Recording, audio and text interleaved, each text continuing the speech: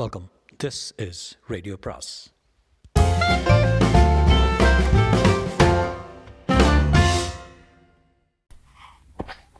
அனைவருக்கும் அன்பு வணக்கம்.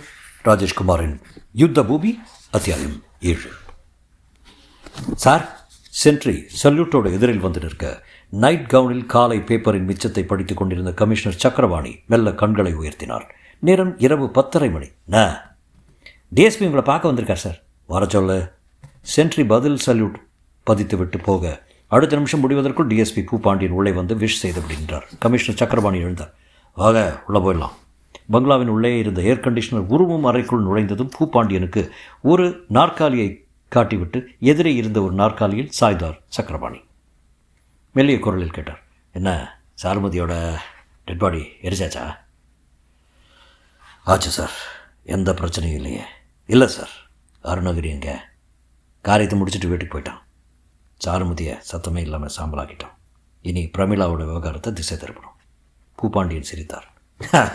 அதுக்கான வேலைகளை தான் ஆரம்பிச்சிட்டேன் சார். பிரமிளாவோட சமீப கால தொடர்பு வச்சுருந்த பிரசாத்தை இதில் லிங்க் பண்ணி கேஸை கோர்ட்டுக்கு கொண்டு போக வேண்டியது என்னோடய வேலை.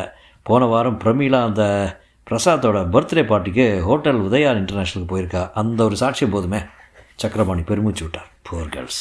நான் அசிஸ்டன்ட் கமிஷனர் இருந்தப்போ சபலப்பட்டு அந்த 2 பேர்கிட்ட அடிக்கடி போய் வந்ததை வீடியோ கேசட்டுகளாக எடுத்து வச்சுட்டு இப்போ பணம் கேட்டு பிளாக்மெயில் பண்ண ஆரம்பித்தாளுங்க. சீரிட்டு வர்ற பாம்புகளை அடிக்காமல் விடலாமா? மிஸ்டர் பூபாண்டியன், என்னை இந்த இக்கட்டிலேருந்து காப்பாற்ற நீங்கள் எடுத்துக்கிட்ட வர்ற முயற்சிகளுக்கு நன்றி. இனி கேஸை பிரசாத் பக்கம் திருப்பி அவனை பிரமிளாவோட கொலை வழக்கில் மாட்ட வச்சுட்டு தூக்கு கைத்துக்கு அனுப்ப வேண்டியதான். அது உங்கள் டியூட்டி. அதை நான் பார்த்துக்கிறேன் சார். இன்னும் 2 நாள் கழித்து ஸ்டாக் விட்னஸை ஏற்பாடு பண்ணி ஸ்டேட்மெண்ட்டை கொடுக்க வச்சு பிரசாத்தை கைது பண்ண சொல்கிறேன். அவனை லாக்கப்புக்கு கொண்டு வந்துட்டா சாருமதி காணாமல் போனதுக்கும் பிரமிளாவோட கொலைக்கும் அவன் தான் காரணம்னு ஜோடனை பண்ணிடலாம். அந்த மின்சாரமயான ஜெயபாலுக்கு இப்போது திருடனுக்கு தேள் கொட்டின மாதிரி நிலைமை. வாயை திறந்து எதையும் சொல்ல முடியாது. அருணகிரி ஜெயபால் வீட்டிலேருந்து பணத்தை கொண்டு வந்துட்டானா? கொண்டு வந்துட்டான். அருணகிரியை முழுமையாக நம்பலாமா? தாராளமாக நம்பலாம் சார். அவன் கன்யாலாலுங்கிற பேரில் பம்பாயில் ஒரு ரவுடியாக இருந்த காலத்துலேருந்தே எனக்கு தெரியும். இங்கே அவன் நமக்காக அருணகிரியாக மாறியிருக்கான். கொலைகளை பண்ணுறதுக்கு அவனுக்கு பான் போட்டு துப்புற மாதிரி. நீங்கள் எவ்வளவு தடவை தான் அவனை பற்றி சொன்னாலும் என் மனசுக்குள்ளே ஒரு உதப்பு இருந்துகிட்டே இருக்குது. பூபாண்டியன் புன்னகைத்தார். சார், முழு வழுக்க தலையனான கன்யாலாலுக்கு விக்கை பொருத்தி மீசையை வளர்க்க சொல்லி அருணகிரிங்கிற பேரில் வித்தியாசமான உருவ அமைப்பில் ஜெயபால்கிட்ட அனுப்பி வச்சோம். இப்போது ஜெயபால்கிட்ட காரியம் முடிஞ்சாச்சு. நீங்கள் அட்வான்ஸாக கொடுத்த பணமும் கைக்கு வந்தாச்சு. இனி கன்யாலால் அருணகிரி வேஷத்தை கலைச்சிட்டு நாம் தர்ற பணத்தை வாங்கிட்டு பாம்பே போயிடுவான். பிரசாத்துக்கு தூக்கு தண்டனை அடைகிற வரைக்கும் கன்யாலால் இந்த பக்கம் எட்டி கூட பார்க்க மாட்டான். சக்கரபாணி முகத்தில் இப்போது பிரகாசம் வந்தது. கொஞ்சம் ஸ்காட்ச் சாப்பிட்டு போகிறீங்களா பூபாண்டியன்? எலக்ட்ரிக் பேனல் போர்டில் இண்டிகேட்டரை வைத்து சரிபார்த்து கொண்டிருந்த ஜெயபால் மயானத்து மண் பாதையில் புழுதி பறக்க போலீஸ் ஜீப் வருவதை பார்த்தது முகமாறினான். போலீஸ் ஜீப் எதுக்கு? அவன் நடுக்கமாக யோசித்து கொண்டிருக்கும் போதே ஜீப் எலக்ட்ரிக் பேர்னர் இருந்த ஆஸ்பெஸ்டாஸ் கட்டிடத்துக்கு முன்பாய் வந்து நிற்க கோகுல்நாத், விஷ்ணு, முருகேசன் என்று 3 பேரும் இறங்கினார்கள். முருகேசன் சுற்றுமுற்று பார்த்துவிட்டு, பாட்டனிஸ்ட்டை ராஜாராம் சொன்னது சரிதான் சார். சுடுகாட்டு மல்லி செடி இந்த மயானத்தை சுற்றி எக்கச்சக்கமாக இருக்குது என்றார். கோகுல்நாத்தும் விஷ்ணுவும் கட்டிடத்துக்கு நுழைய ஜெயபால் எதிர்கொண்டார். கோகுல்நாத் கேட்டார், இந்த மயானத்துக்கு யார் இன்சார்ஜே? நான் தான் சார். உங்கள் பேர்? ஜெயபால். இங்கே என்ன வேலை உங்களுக்கு? Electric burner operator. இருதயம் உதைத்து கொண்டாலும் இயல்பாக சொன்னான் ஜெயபால். அதாவது டெட் பாடியில் இருக்கிற வேலை. ஆமாம் சார். விஷ்ணு குறுக்கிட்டு கேட்டான். ஒரு ஆஸ்ட்ரே அம்பாசிடர் கார் கடந்த 2 நாட்களுக்குள்ளே இந்த மயானத்துக்கு வந்ததா?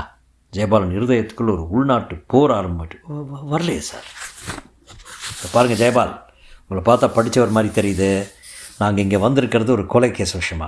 ஒரு பெண் கொலை செய்யப்பட்டு இன்னொரு பெண் காணாமல் போயிருக்கா. அந்த 2 பெண்களுக்கும் இந்த மயானத்துக்கு பக்கத்தில் இருக்கிற கோல்டன் அவென்யூவை சேர்ந்தவங்க. கார் இந்த மயானத்துக்குள்ளே வந்திருக்கிறதுக்கு அடையாளமாக எங்களுக்கு ஒரு தடயம் கிடச்சிருக்கு. ஸோ பொய் சொன்னால் மாட்டிக்க வேண்டியதை தவிர வேறு வழி இல்லை. நீங்கள் அந்த காரை பார்த்தீங்களா இல்லையா? இல்லை சார். நிஜமாக பார்க்கல சார். சரி, நேற்று எந்த பாடியாவது இந்த எலக்ட்ரிக் பர்னருக்கு வந்ததா? 2 நாள் எந்த பாடியும் வரல சார். விஷ்ணு பிரமிளாவின் ஃபோட்டோவை எடுத்து காட்டினான். இந்த பொண்ணை எங்கேயாவது பார்த்ததுண்டா? ஜெயபால் வாங்கி பார்த்து விட்டு தலையாட்டினான். இல்லை சார். கடைசியாக இந்த மயானத்தில் டெட் பாடியை எரித்தது என்றைக்கே? 3 நாளைக்கு முன்னாடி ஒரு வயசானவரோட டெட் பாடி சார். லெட்ஜர் இருக்கா? இருக்குது சார். போய் கொண்டாங்க.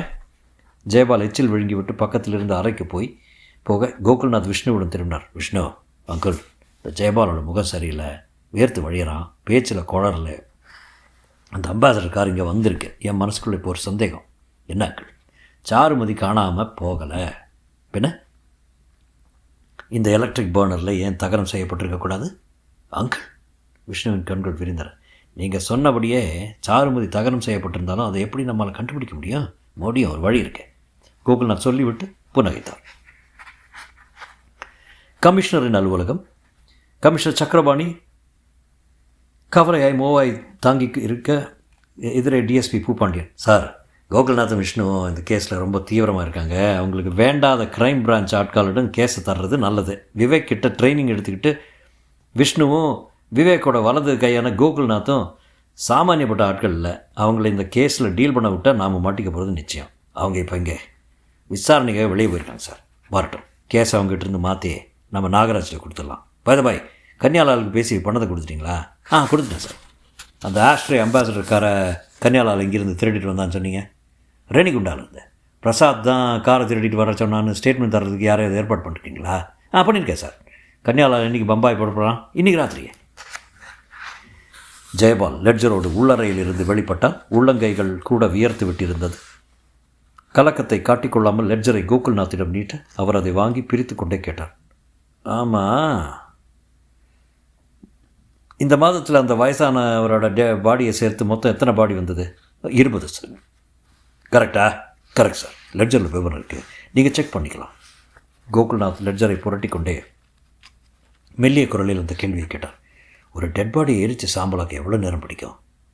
எப்படி ஒரு அரை மணி நேரம் ஆயிரும் சார். அவ்வளோ நேரம் ஆகுமா? 5 நிமிஷத்தில் பாடி எரிஞ்சிடும் சார். ஆனால் அதை செட் பண்ணுறதுக்கும் எரிஞ்சு பின்னாடி சாம்பலை கலெக்ட் பண்ணுறதுக்கும் 20 நிமிஷம் ஆயிடும் சார். சரி, ஒரு பாடியை தகனம் பண்ணி சாம்பலாக்க எவ்வளோ யூனிட் மின்சாரம் செலவாகும்? குழந்தைகளாக இருந்தால் 10 யூனிட்டு, பெரியவங்களாக இருந்தால் 15 யூனிட் செலவாகும் சார். இந்த மாதம் அந்த டெட் பாடிகளில் குழந்தைகளோடது இருந்ததா? இல்லை, எல்லாம் பெரியவர்களோட தான் சார். 3 நாளைக்கு வந்த ஒரு வயசானவரோட டெட் பாடி தான் கடைசியாக லெட்ஜரில் பதிவாயிருக்கு இல்லையா? ஆமாம் சார். அதுக்கப்புறம் எலக்ட்ரிக் பர்னரை யூஸ் பண்ணவே இல்லை? இல்லை. ஒரு டெட் பாடியை எரிக்க 15 யூனிட் மின்சாரம் செலவாகும்னு சொன்னீங்க. அப்படின்னா இந்த மாதத்தில் வந்த 20 பாடியை எரிக்க 300 யூனிட் மின்சாரம் தானே செலவாயிருக்கணும்? ஆமாம் சார். ஆனால் போன மாதம் மீட்டரில் இருந்த க்ளோஸில் யூனிட் நம்பர் 6415, அதிலிருந்து இந்த மாதம் இந்த தேதி வரைக்கும் ஓடிய மீட்டர் யூனிட் அளவு 6730. ஜெயபால் திகைக்க கோகுல்நாத் புன்னகைத்தார். சுவரில் அப்பியிருந்த மீட்டர் போர்டை காட்டி சொன்னார். நான் வந்ததுமே இந்த மீட்டரை பார்த்துட்டேன். ஜெயபாலின் மூளைப்பகுதிக்குள் ஒரு அபாய சங்கு பெரிதாய் குரல் எடுத்து கத்தியது.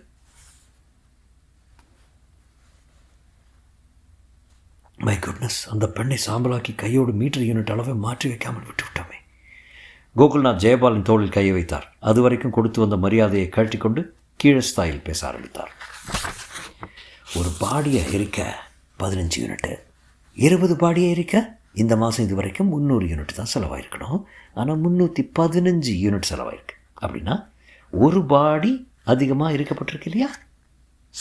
சார், இனி நீ தப்ப முடியாது. எங்களுக்கு உண்மை வேணும். அம்பாசடர் காரில் டெட் பாடியை கொண்டு வந்தது யார்? இந்த கொலையில் உன்னோட பங்கு என்ன? ஜெயபால் அரண்டு போய் கத்தினான். சார், நான் கொலை பண்ணல சார். பாடியை மட்டும் நான் எரித்தேன் சார். அப்படி வா வழிக்கே. பாடி ஆனா பெண்ணா? பெண் சார். யாருன்னு கூட எனக்கு தெரியாது சார். கொலை செஞ்சது யார்? அருணகிரி சார். ஜெயபால் கண்ணீரோடும் கூப்பிய கைகளோடும் அருணகிரியை பற்றி சொல்ல ஆரம்பித்தார். கோகுல்நாத்தும் விஷ்ணுவும் கமிஷனர் அலுவலகத்துக்கு வந்தபோது ராத்திரி 8 மணி. கமிஷனர் சக்கரபாணி தன் அறைக்குள் நுழைந்து சல்யூட் அடித்த 2 பேரையும் புன்னகையோடு பார்க்க கோகுல்நாத் கேட்டார். சார், நீங்கள் எங்களை கூப்பிட்டதா க்ரைம் பிரான்ச்சில் தகவல் சொன்னாங்க. உடனே புறப்பட்டு வரோம். உட்காருங்க. அவர் நாற்காலிகளை காட்ட இருவரும் உட்கார்ந்தார்கள். சக்கரபாணி தொடர்ந்தார். மிஸ்டர் கோகுல்நாத், அந்த பிரமீளா மர்டர் கேஸை நீங்களும் விஷ்ணுவும் டீல் பண்ண வேண்டாம். க்ரைம் பிரான்ச்சு 2வது விங்கை சேர்ந்த மிஸ்டர் நாகராஜனை டீல் பண்ணுவார். கோகுல்நாத் புன்னகையோடு குறுக்கிட்டார். சாரி சார், அந்த கேஸை இனிமேல் யாருமே டீல் பண்ண வேண்டிய அவசியம் இல்லை. கேஸ் ஒரு முடிவுக்கு வந்தாச்சு. கமிஷனர் தன் மூக்கு கண்ணாடி அதிர்ச்சியை சொல்லிட்டான். என்ன, கேஸு ஒரு முடிவுக்கு வந்தாச்சா? Yes sir. நடந்திருக்கிறது ஒரு கொலை அல்ல சார், 2 கொலை. சாருமதிங்கிற பெண்ணை மின்சார மயானத்தில் வச்சு சாம்பலாக்கியிருக்காங்க. இதெல்லாம் உங்களுக்கு எப்படி தெரியும்? விஷ்ணு இப்போது குறுக்கிட்டார். அருணகிரிங்கிற கன்னியாலால் போலீஸ் கொடுத்த லாட்டி மரியாதையை வாங்கிட்டு கொஞ்ச நேரத்துக்கு முந்தி தான் வாக்குமூலம் கொடுத்தான். Clear statement. கமிஷனர் சக்கரபாணி அதிர்ச்சியாக எழுந்தார். உட்காருங்க சார். அருணகிரியோட பேரை கேட்டுமே இப்படி ஆச்சரியப்படுறீங்க? விஷ்ணு, கமிஷனர் சாருக்கு நாம் எப்படி கன்னியாலால் மடக்கணுங்கிறத சொல்லிடு. கேட்டுட்டு அவர் இன்னும் ஆச்சரியப்படட்டும். விஷ்ணு ஆரம்பித்தார். சார், எங்ககிட்ட மாட்டிக்கிட்ட ஜெயபாலை நாங்கள் எப்படி ட்ரேஸ் அவுட் பண்ணோங்கிறத அப்புறமா அவகாசம் கிடைக்கும்போது சொல்கிறேன் சார். இப்போது அருணகிரிங்கிற கன்னியாலாலுக்கு வருவோம். எங்கிட்ட மாட்டிக்கிட்ட ஜெயபால் அருணகிரியை பற்றி சொன்னபோது யார் இந்த அருணகிரின்னு எங்களுக்கே குழப்பமாக இருந்தது. அருணகிரியை பற்றி ஜெயபால் சொன்ன அடையாளங்களில் தகவலில் ஒன்றே மட்டும்தான் உபயோகமாக இருந்தது. பான் அடிக்கடி போடுகிற அவன் தமிழ் மொழி பேசும்போது கொஞ்சம் கொச்சையாகவும் ஓரிரண்டு ஹிந்தி வார்த்தைகள் கலந்து வந்ததாகவும் சொன்னால் உடனே உஷாரானோம். பாம்பேயிலேருந்து சமீபத்தில் தமிழ்நாட்டுக்கு வந்த ரவுடிகளை பற்றி விவரங்களை விஜிலன்ஸ் டிபார்ட்மெண்ட்டில் கேட்டோம். அவங்க கொடுத்தாங்க. லிஸ்ட்டில் மொத்தம் 3 பேர் இருந்தாங்க. ராமதேவ், சுனில் சேட்டு, கன்னியாலால். இந்த 3 பேரில் கன்னியாலாலுக்கு மட்டும் வழுக்க. ஸோ விக்கை அவன் தான் உபயோகிச்சிருக்கணுங்கிற முடிவுக்கு வந்தோம். ராம்தேவ், சுனில் சேட்டு கிட்ட கன்னியாலால் எங்கே இருக்கான்னு கேட்டோம். ஒரு அட்ரஸை சொன்னாங்க. போனோம். குடிச்சிட்டு தூங்கிட்டு இருந்தவனை தூக்கி ஜீப்பில் போட்டுட்டு லாக்கப்புக்கு வந்தோம். போதையை தெளிய வச்சு லாட்டி மரியாதை கொடுத்தோம். உங்களை அவன் வெளிச்சத்துக்கு கொண்டு வந்துட்டான். உடனே டிஜிபிக்கு விஷயத்தை கன்வே பண்ணிட்டோம். டிஎஸ்பி பூப்பாண்டியும் இப்போ போலீஸ் கஸ்டடியில் இருக்கார். உங்களையும் கைது பண்ணி ஸ்பெஷல் போலீஸ் எந்த நிமிஷம் வரலாம். கமிஷனர் சக்கரபாணி 2 கைகளாலும் தலையை பற்றி கொண்டு நொறுங்கி போய் உட்கார்ந்தார். டெல்லியில் நடந்த ஒரு இன்டர்பால் கான்ஃபரன்ஸ் கூட்டத்தை முடித்துக்கொண்டு 1 வாரம் கழித்து திரும்பிய விவேக் விஷ்ணுவின் தோளை தட்டி கொடுத்து விட்டு கோகுல்நாத்தின் கைகளை பிடித்து குலுக்கினான். வந்ததுமே கேள்விப்பட்டேன். கேஸை அற்புதமாக டீல் பண்ணியிருக்கீங்க. டீ கோப்பையோடு உள்ளே இருந்து வந்தால் ரூபலா. அங்கிள் வாங்க, வாழ்க நீங்கள். கோகுல்நாத் சிரித்தார். நம்ம ரூபலா கலாட்டா பண்ணுறியா? ஏதோ இங்கே அதிர்ஷ்டம், கேஸ் சட்டுன்னு முடிஞ்சிடுச்சு. நோ அங்கிள், இது அதிர்ஷ்டம் இல்லை.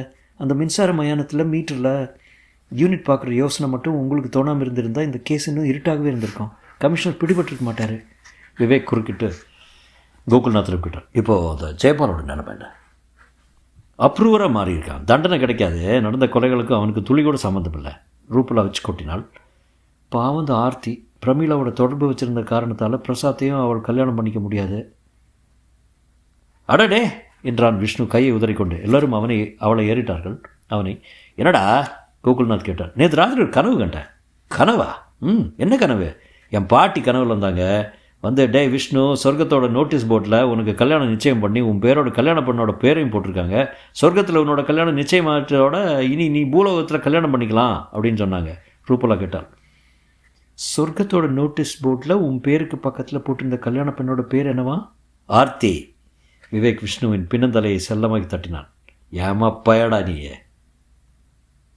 இத்துடன் இது நிறைந்தது. ஸோ அப்போ அந்த நாவல் முடிஞ்சது. குறு நாவல். ஆக்சுவலி கொஞ்சம் இன்ட்ரெஸ்டிங்காக தான் இருந்தது. சின்ன நாவல் தான், ஆனால் பிளாட்டெல்லாம் டீசென்ட்டு குயிக்காக முடிச்சிட்டாரு. அதை தவிர ஒன்றும் ஏன்னா யூஷுவல் ராஜேஷ்குமார் ஸ்டோரி தான். ரொம்ப easy masala stuff. But you know not that bad actually. Plot was decent. ஒரு நல்ல ஒரு பெரிய ஒரு ஷார்ட் ஸ்டோரி படித்த மாதிரி இருந்தது. குறு நாவல்னால் அதுதானே பேசிக்லி. உங்களுக்கும் பிடிச்சிருக்குன்னு நினைக்கிறேன். Hope you enjoyed it. மீண்டும் சந்திக்கும் வரை வணக்கம் கூறி விடைபெறுகிறேன். நன்றி.